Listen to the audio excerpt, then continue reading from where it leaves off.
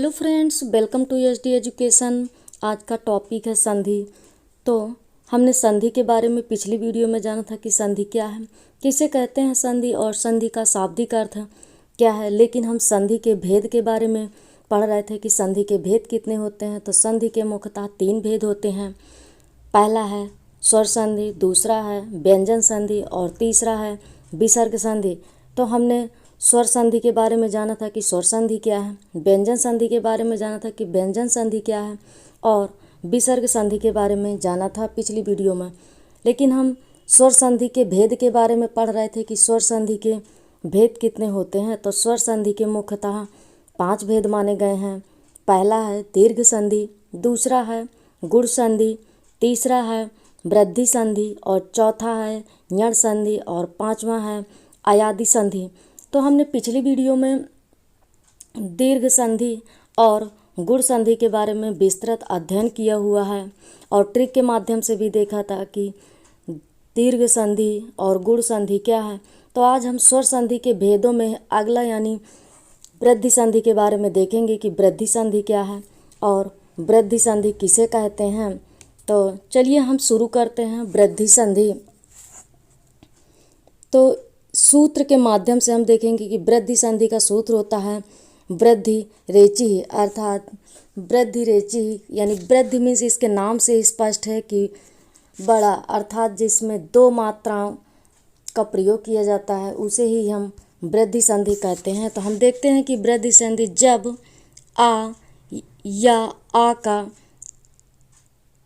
ए और ऐसे मेल होने पर अ तथा ओ और औ से मेल होने पर औ हो जाता है तो उसे ही हम वृद्धि संधि कहते हैं। तो हम यहाँ पर देखेंगे कि जैसे आ या आ का मेल होने पर ए से तो यहाँ पर आय हो जाता है। ठीक उसी तरह से ए आ और ऊ के मेल से ओ बन जाता है तो उसी तरह से आ और ओ के मेल से औ बन जाता है तो उसे ही हम वृद्धि संधि कहते हैं। तो जैसे हम देखते हैं कि आ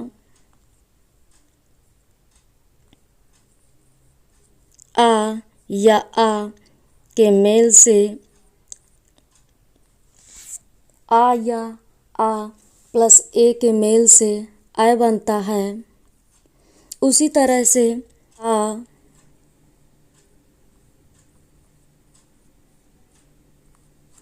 और ओ के मिलने से औ बनता है और आ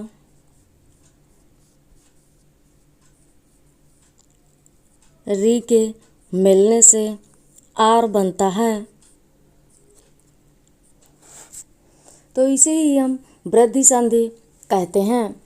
या हम दूसरी भाषा में कह सकते हैं कि जब आ या आ के बाद ह्रस्व आ या दीर्घ आ के बाद ए आए तो वहाँ पर आय हो जाता है और जब ह्रस्व आ या दीर्घ आ के बाद ओ आता है तो वहाँ पर औ हो जाता है और ह्रस्व आ या दीर्घ आ के मिलने से री आती है तो वहाँ पर आर हो जाता है।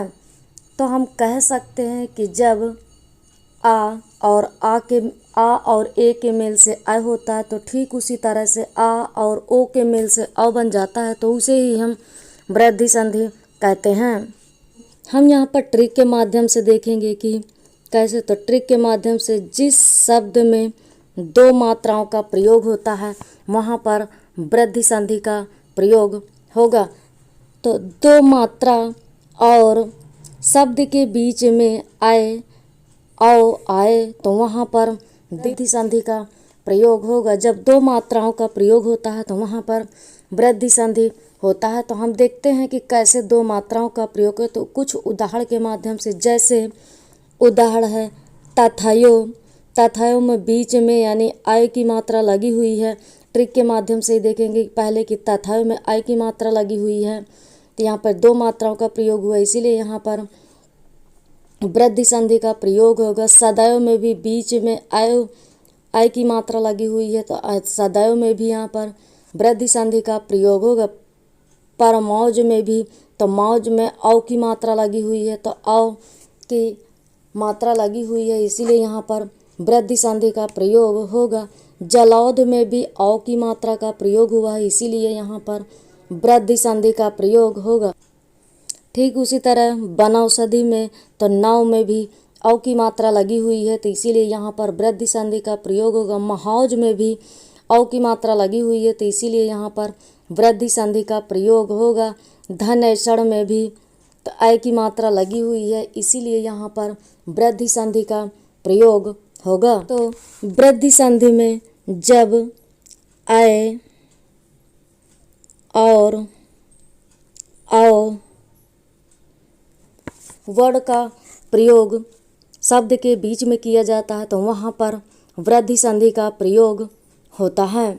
हमने ट्रिक के माध्यम से तो देख लिया कि यहाँ पर तथैव, सदैव, परमौज, जलौध, वनौषध, महौज और धनैषण में वृद्धि संधि का प्रयोग होगा, लेकिन तथैव को हम संधि विच्छेद करके देखते हैं कि कैसे ये वृद्धि संधि होगी।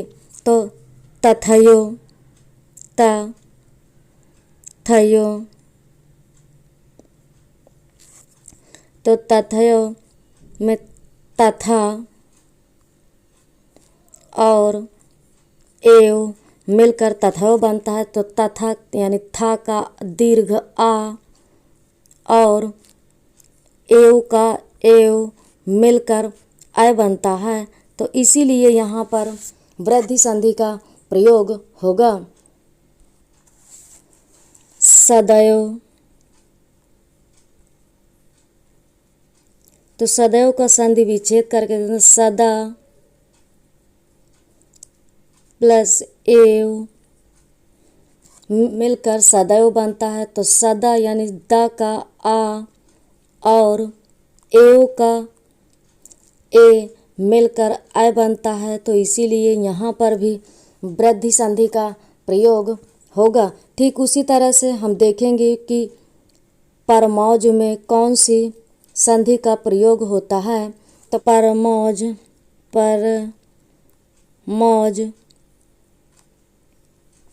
तो परम संधि विच्छेद करने पर बनेगा परम, परम और ओज से मिलकर परमौज बना हुआ है, तो यहाँ पर परम का म का आ और ओज का ओ मिलकर औ बनता है, तो औ यहाँ पर दीर्घ स्वर वर्ण है, इसीलिए यहाँ पर वृद्धि संधि का प्रयोग होगा।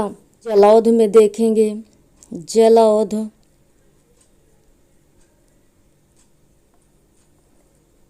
तो जलौध का संधि विच्छेद करने पर बनता है जल और ओध, तो जल का आ, जल का यानी ला का आ और ओध का ओ मिलकर यहाँ पर औ बनता है। औ यहाँ पर वृद्धि संधि है, तो इसीलिए इसमें जलौध में भी वृद्धि संधि का प्रयोग होता है। औषध, वनौषध, तो वनौषध का संधि विच्छेद वन और औषध से मिलकर वनौषध बना हुआ है,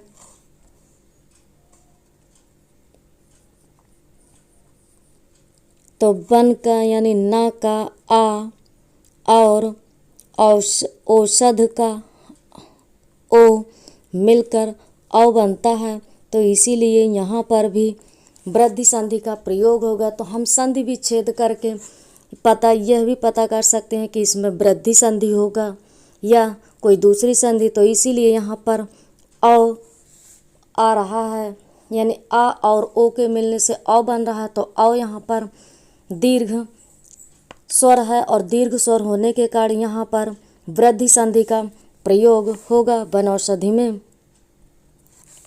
महौज, तो महौज का संधि विच्छेद करने पर मह प्लस ओज से मिलकर महौज बना हुआ है, तो मह यानी हा का दीर्घ आ और ओज का ओ मिलकर अव बनता है, तो इसीलिए यहाँ पर भी वृद्धि संधि का प्रयोग होगा। धन, धनैषण, तो धनैषण का संधि विच्छेद करने पर धन और ऐषणा से मिलकर धनैषणा बना हुआ है, तो धन यानी न का आ और ऐषणा का ए मिलकर अ बनता है, तो यहाँ पर भी वृद्धि संधि का प्रयोग होगा। यण संधि, यण संधि के बारे में देखेंगे कि यण संधि क्या है। जब ह्रस्व स्वर या दीर्घ स्वर ई, उ अथवा री के बाद अन्य असमान स्वर आने पर ई या ई का ह्रस्व ई या दीर्घ ई का या हो जाता है और ह्रस्व उ या दीर्घ उ का व हो जाता है, तो ठीक उसी तरह से री का रा हो जाता है। उसी तरह से उ, ह्रस्व उ या दीर्घ उ और अन्य स्वर मिलकर व बन जाता है, तो यहाँ पर भी यण संधि का प्रयोग होगा। ठीक उसी तरह री में अन्य स्वर मिलकर र बन जाता है और असमान स्वर वो होते हैं जो ई, उ, री को छोड़कर अन्य स्वर आते हैं, तो वहाँ पर यण संधि का प्रयोग होता है। तो हम ट्रिक के माध्यम से देखेंगे कि ट्रिक के आधार पर कि कैसे हम पहचानेंगे कि यहाँ पर यण संधि है। के बीच में आधा वर्ण या व रा ला के पहले कोई आधा वर्ण आएगा, यानी या रा ला व वर्ण के पहले आधा अक्षर आएगा, तो वहाँ पर यण संधि का प्रयोग होता है। तो हम कह सकते हैं कि जब कोई या व रा के पहले आधा वर्ण आता है, तो वहाँ पर यण संधि का प्रयोग होता है। तो हम उदाहरण के माध्यम से देखेंगे, जैसे अत्यधिक, तो अत्यधिक में या के पहले आधा ता वर्ण आया हुआ है, इसीलिए यहाँ पर यण संधि का प्रयोग होगा। यद्यपि में भी यण संधि का प्रयोग होगा। इत्यादि में तो या के पहले यहाँ पर ता आधा वर्ण आया हुआ है, तो इसीलिए यहाँ पर यण संधि का प्रयोग होगा। मध्वरी में तो व के पहले धा वर्ण आधा आया हुआ, इसीलिए यहाँ पर यण संधि का प्रयोग होगा। स्वागत में भी व के पहले आधा सा वर्ण आया है, इसीलिए यहाँ पर यण संधि का प्रयोग होगा। अन्वेषण में भी व के पहले आधा ना वर्ण आया हुआ है, इसीलिए यहाँ पर यण संधि का प्रयोग होगा। पित्राज्ञा में भी तो यहाँ पर री वर्ण आया हुआ है और असमान स्वर के कारण यहाँ पर पित्राज्ञा और मात्राज्ञा में भी यण संधि का प्रयोग होता है। तो हमने ट्रिक के माध्यम से तो देखा कि ट्रिक के माध्यम से कैसे यहाँ पर यण संधि का प्रयोग होता है, लेकिन हम संधि विच्छेद करके भी देखते हैं कि क्या ये यण संधि होगा। तो अत्यधिक,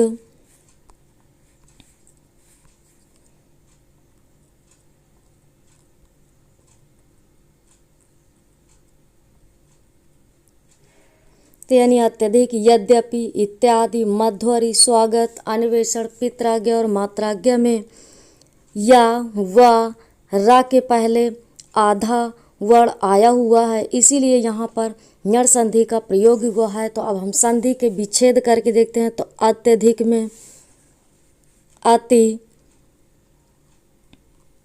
और अधिक मिलकर अत्यधिक बनता है, तो ती का यहाँ पर ई और आ मिलकर यहाँ पर या बनता है, तो इसीलिए यहाँ पर अत्यधिक में यण संधि का प्रयोग होता है। तो उसी तरह यद्यपि तो यद्यपि में भी यण संधि का प्रयोग है, तो संधि विच्छेद करने पर यदि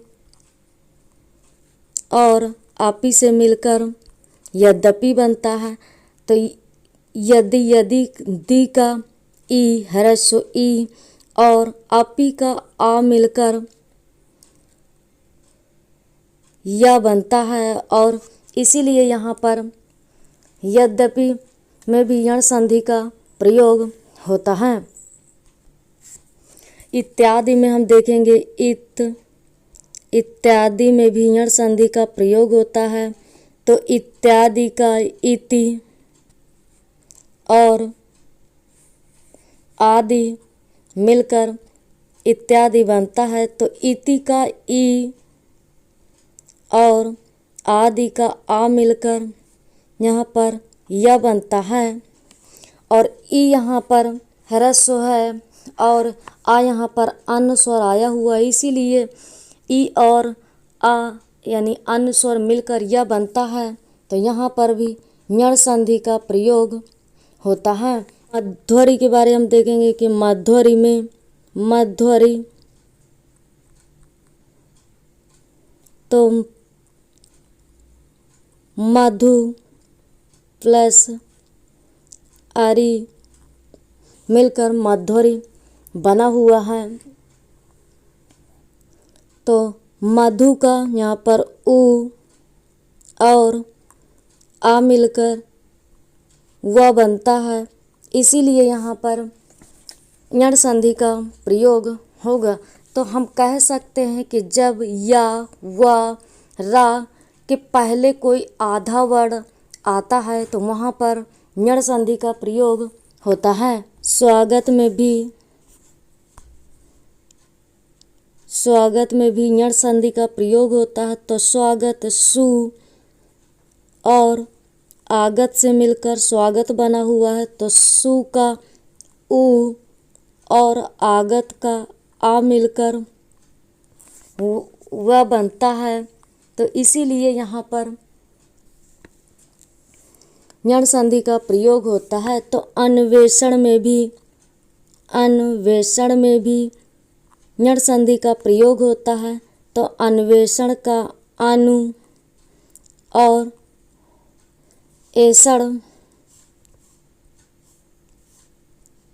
और ऐसड़ से मिलकर अनु का उ और ऐसड़ का ए मिलकर अन्वेषण बनता है। तो इसीलिए अनु का उ और ऐसड़ का ए मिलकर वह बनता है, इसीलिए यहाँ पर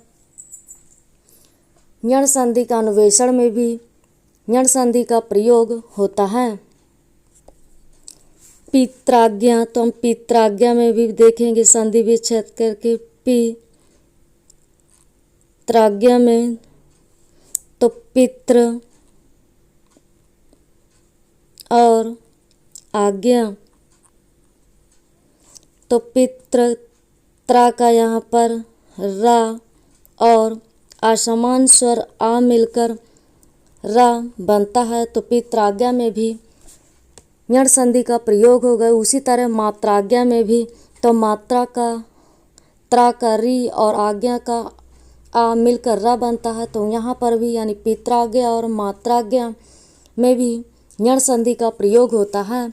तो अब हम नेक्स्ट संधि के बारे में देखेंगे। आयादी संधि क्या है और किसे कहते हैं आयादी संधि? जब ए, आए, ओ, औ वर्ण का मेल अन्य असमान स्वर से होने पर ए का ऐ, ओ का औ तथा औ का आव हो जाता है, तो वहाँ पर आयादी संधि का प्रयोग होता है। तो जैसे असमान स्वर, जैसे ए असमान स्वर आ मिलकर आय हो जाता है, उसी तरह आय और आ मिलकर आय हो जाता है। ठीक उसी तरह ओ और आ मिलकर औ हो जाता है। तो आओ और आ मिलकर आओ हो जाता है, तो वहाँ पर अयादि संधि का प्रयोग होता है। और आओ और ऊ मिलकर आऊ बन जाता है, तो यहाँ पर भी अयादि संधि का प्रयोग होता है। तो यहाँ पर हमने देखा कि आ और आ मिलकर आय हो जाता है, ए और आ मिलकर आय हो जाता है, आय और आ मिलकर आय हो जाता है।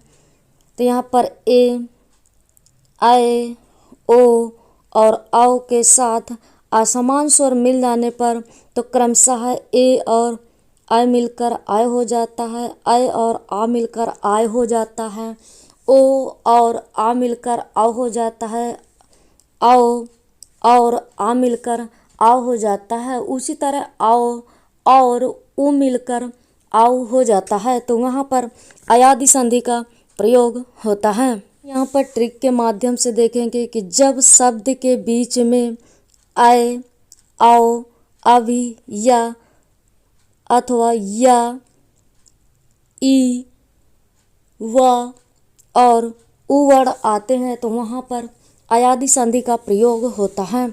और अयादि संधि में जो शब्द होते हैं वो 3 अक्षर के होते हैं, यानी जो भी शब्द आता है तो वो शब्द 3 अक्षर का होता है। जैसे 3 अक्षर के कैसे, जैसे नयन, नायक, नायिका, धावक, भवन, पावन आदि सारे शब्द 3 अक्षर के होते हैं, तो वहाँ पर अयादि संधि का प्रयोग होता है।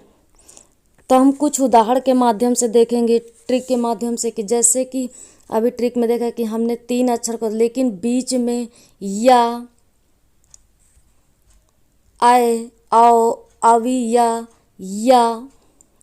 ई, व और उ शब्द आता है, तो वहाँ पर अयादि संधि का प्रयोग होता है। तो हम पहले ट्रिक के माध्यम से देखते हैं कैसे। जैसे नयन में तो नयन तो यहाँ पर यह शब्द आया हुआ है बीच में, चयन में भी यह शब्द आया हुआ है, गायक में भी यह शब्द आया हुआ है। तो यहाँ पर नयन जब बोलते नयन तो आय शब्द आता है, चयन में भी आय शब्द आता है, गायक में आय शब्द आता है बीच में, और नायक में आय शब्द आता है, पावन में मन शब्द यानी वह शब्द वह वर्ड आया हुआ है। इसीलिए इन सभी उदाहरणों में हम ट्रिक के माध्यम से भी देख लिए कि कैसे यहाँ पर अयादि संधि का प्रयोग हुआ है। तो अब हम संधि विच्छेद करके देखते हैं कि यहाँ पर अयादि संधि कैसे होगी। जैसे नयन, तो नयन का संधि विच्छेद करने पर तो ने और अन से मिलकर नयन बनता है, तो ने का यहाँ पर आय और आ मिलकर यहाँ पर आय हो जाता है। तो यहाँ पर नयन में अयादि संधि का प्रयोग होगा। ठीक उसी तरह चयन में भी, तो चयन में चयन का चे और अन से मिलकर चयन बनता है, तो चे का ए और अन का आ मिलकर यहाँ पर आय हो जाता है। तो यहाँ पर भी अयादि संधि का प्रयोग होता है। तो देखेंगे गायक में संधि विच्छेद करने पर, तो गायक का संधि विच्छेद तो गए और अक मिलकर गायक बनता है, तो गय का आय और अक का आ मिलकर आय बनता है। तो यहाँ पर गायक में भी अयादि संधि का प्रयोग होता है। ठीक इसी तरह नायक में भी, तो नायक का नय और अक मिलकर नायक बनता है, तो नय का आय और अक का आ मिलकर आय बनता है। तो यहाँ पर भी नायक में भी अयादि संधि का प्रयोग होता है। पावन, तो हम पावन को देखेंगे कि पावन में भी अयादि संधि का प्रयोग होता है। तो पावन में पो और अन से मिलकर पावन बना होता है। तो पो का ओ और आन का आ मिलकर औ बनता है। तो यहाँ पर अयादि संधि का प्रयोग होगा। भवन में भी इसी तरह, तो भवन में भी अयादि संधि का प्रयोग होता है। तो भवन यानी भो और अन से मिलकर भवन बनता है। तो भो का ओ और अन का आ मिलकर औ बनता है। तो यहाँ पर भी अयादि संधि का प्रयोग होता है। तब हम देखेंगे कि पावक और भावुक में भी पावक, तो पावक का पौ और अक मिलकर पावक बनता है। तो पौ का औ और अक का आ मिलकर आओ बनता है। तो इसीलिए यहाँ पर भी अयादि संधि का प्रयोग होता है। भावुक में भी अयादि संधि का प्रयोग होता है। तो भावुक का भव और उक मिलकर आउ बनता है। तो इसीलिए यहाँ पर भी अयादि संधि का प्रयोग होता है। तो हमने निम्न उदाहरणों के बारे में देखा कि अयादि संधि के उदाहरण हैं, जैसे नयन, चयन, गायक, नायक, पवन, भवन, पावक। भावुक में अयादि संधि का प्रयोग होता है और ये सारे शब्द 3 अक्षर के होते हैं, इसीलिए इनमें अयादि संधि का प्रयोग